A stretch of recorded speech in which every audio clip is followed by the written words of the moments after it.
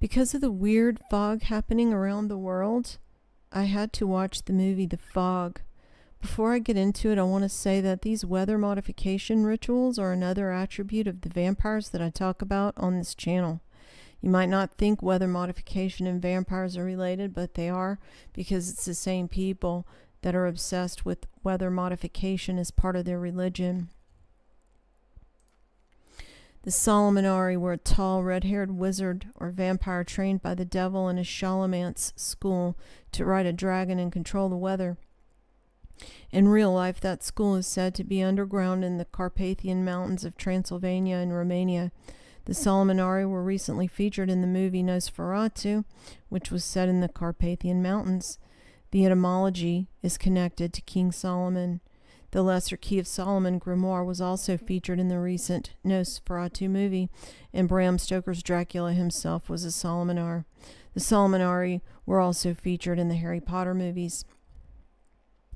One article referencing the Solomonari that I read said this: a master stonemason is a former Solomonar himself who dropped the craft in favor of being again amongst his people. His knowledge is highly prized because he knows the secrets of the Solomonars. So there you have one connection of the vampires to those who love to control the weather. And the latest weather anomaly we have is this fog, which has begun after all the portal openings and the orb sightings. So there seems to be a spiritual element to this fog, perhaps even serving multiple purposes. One, to obfuscate the orbs, and another to put the chemicals into the environment. The movie The Fog seems to be an allegory for the revenge of the tribe of Dan, which I will talk about the movie references later in the video, but first I want to talk about the tribe of Dan. So the tribe of Dan are the tribe that followed the Babylonian religion. In 1406 BC, Moses blesses the 12 tribes of Israel, but the tribe of Dan joins the majority of cultures, including the Canaanites, in their corruptions, becoming a serpent by the way. They migrate away from Israel through the Caucasus Mountains up into Europe and all over. Denmark means Dan, with the people called Danes. In the movie The Fog, the clipper ship is the Elizabeth Dane, which is definitely a tribe of Dan reference, but not the only one in the movie. The Danes are likely the remnants of Dan associated with the sea peoples of Tyre and Sidon, migrating to Germany, Romania, Britain, and Ireland. In a prior video titled The Tribe of Dan, I associate the tribe of Dan to the UK through their symbols and flags. The tribe of Dan is also associated with the Merovingians, the Scythians, and the Tuatha De Danann, who are also all connected to vampires. The tribe of Dan correlates to the tribe of Danu, whose god is Anu, or the patriarch of the Anunnaki, the god of Sumer, Babylonia, and Assyria. Gary Wayne said that line, which includes the Savoy, Anjou, Bourbon, and Plantagenet, claim descent from the god Anu, and we've seen that before in the Realm of the Ringlords book. He also said they were originally from the Middle East, and here is Gary Wayne talking about that connection. We have the Datanu, which are giants, both before and after the flood. So I think they'd be the Nephilim type of giants before the flood and the Rephaim afterwards. And that's got a significant connection into Anu, as you see, Ditanu as the translation of that. And An is the parent god of the Sumerian pantheon, who also created giants, and his offspring gods who rule after the flood are Enki and Enlil, for example. And both create giants, both before and after the flood. And so you have the Anunnaki of earth, or the Anunnaki of heaven, and Anu is the parent god. The Anunnaki are the watcher gods, and the ones of the earth are the giants.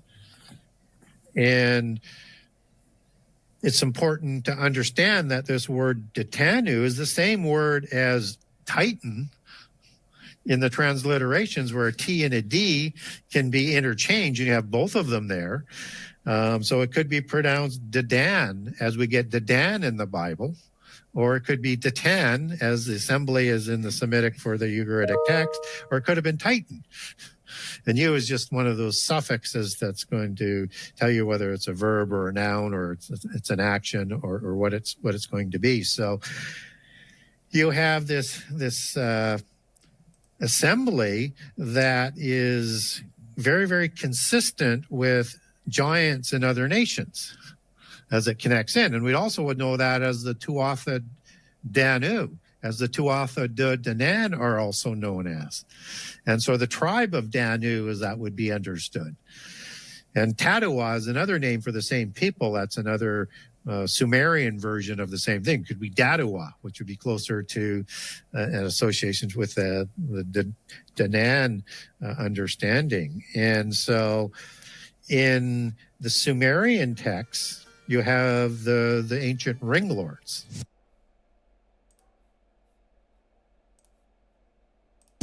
And these are the kings that were awarded.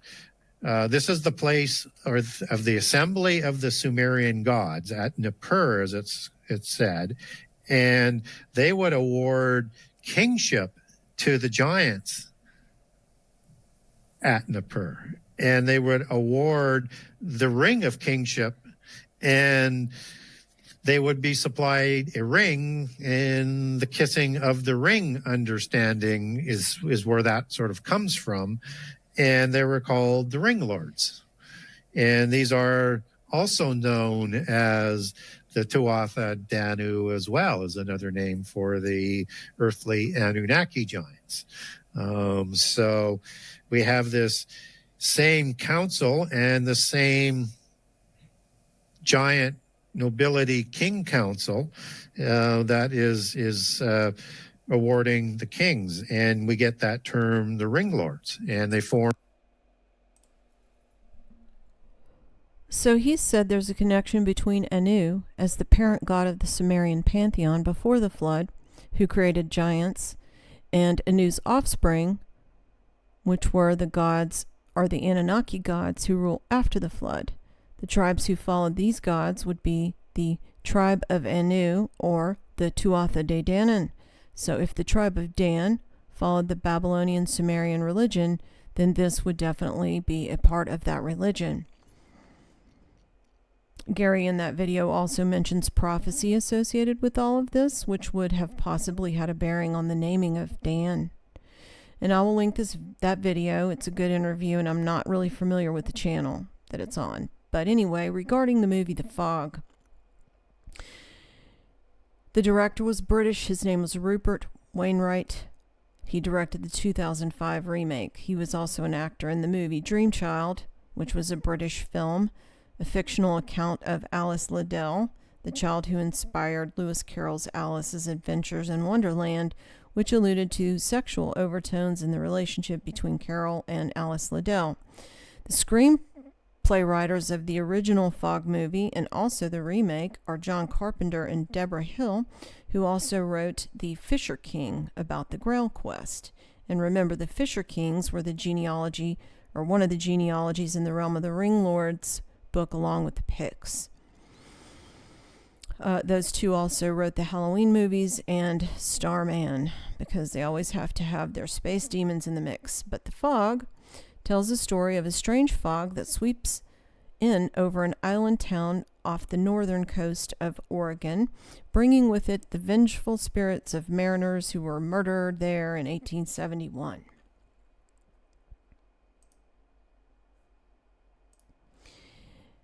So the mariners, the main mariner was William Blake. William Blake and his partners had run a wealthy trading business north of the island, but there was a leprosy outbreak where they were, and they had to flee to that location. And where they fled from was called Prince William Island. And I did not find that was a real island, but I did find the Prince of Wales Island, north of the coast of Oregon, off the coast of Canada. So they were seeking a new place to start a colony and sailed south to this island off the coast of Oregon. The island residents, who are the forefathers of the town, agree to sell him half their island, but then they double-cross William Blake. The townspeople do. They decide to rob his ship during a foggy night, and then they set it on fire and kill everyone on board, and William Blake is dragged into the sea by a sea spirit. The founding fathers used the treasure from the ship to start the town.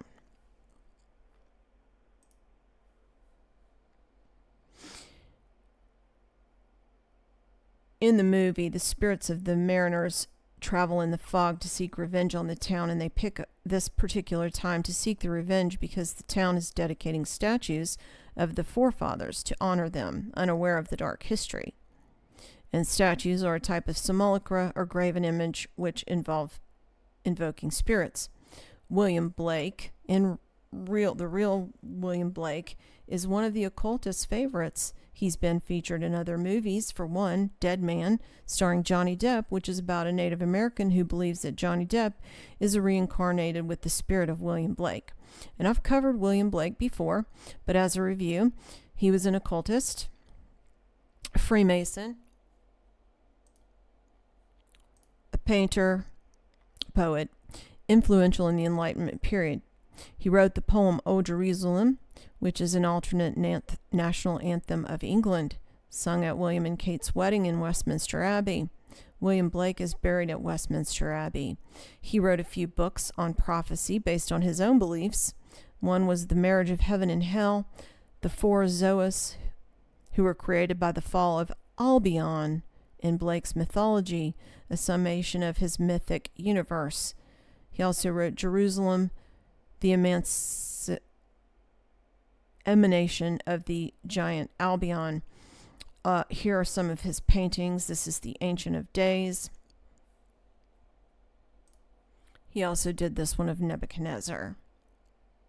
And why do I say that the movie is an allegory for the revenge of the tribe of Dan? Several reasons. One, I already mentioned that the clipper ship that belonged to William Blake is called the Elizabeth Dane. The ship, the Elizabeth Dane, is featured in a role-playing game called The Vampire Masquerade.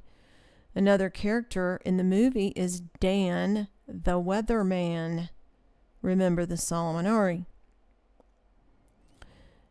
But the main reason is because the symbol for the tribe of Dan is all over this movie. The scales of justice. These are all the symbols for the tribe of Dan. So, some of the artifacts from the ship that sank with William Blake and his crew have the scales of justice. Here you see them on the back of a timepiece from that ship. It's a crown, the scales of justice, and the number 7.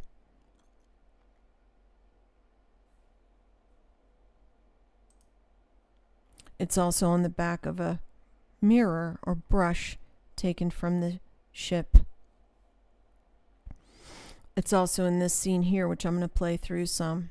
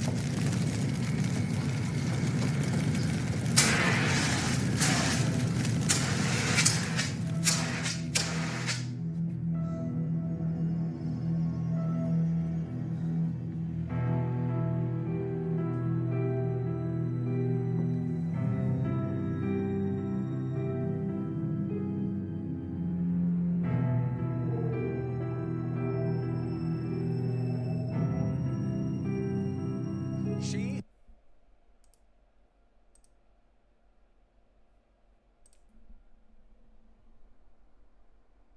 So, the song that was playing, the lyrics were, "When they finally come to destroy the earth, they will have to destroy you first."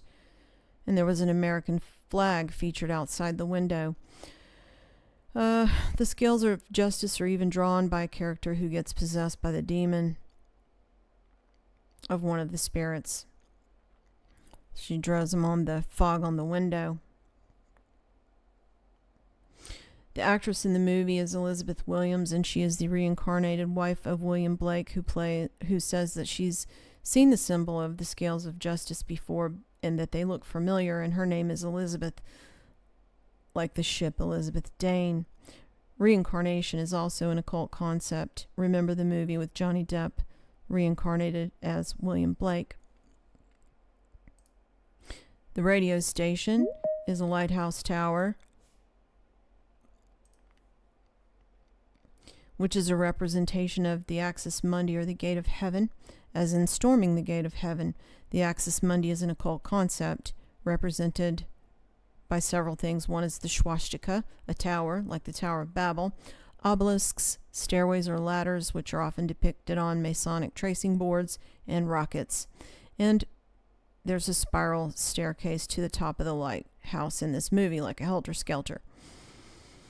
In the end of the original movie, they get rid of the vengeful spirit of William Blake by giving him a gold cross that was taken from his ship, the Elizabeth Dane, by the townsmen.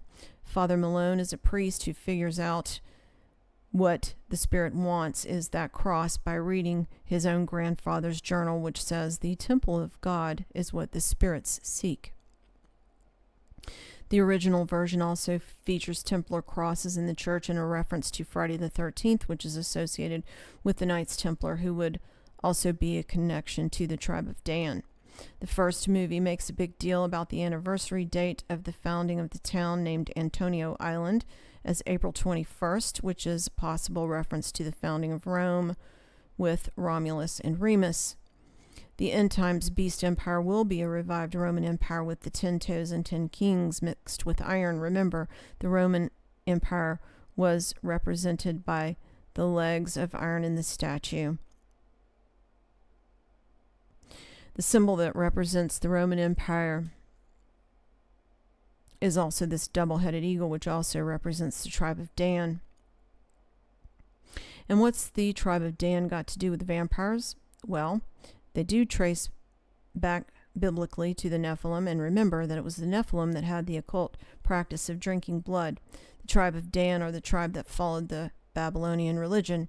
So my question is this: if the Bible is so irrelevant, then why do these people go to so much trouble all the time to reference it? In the end of the movie, the last line is, quote, "Something did come back from the sea, and then sooner or later everything does." And that line is actually repeated several times in the movie, so that seems to be related to the orbs we are seeing, perhaps. Thanks for listening.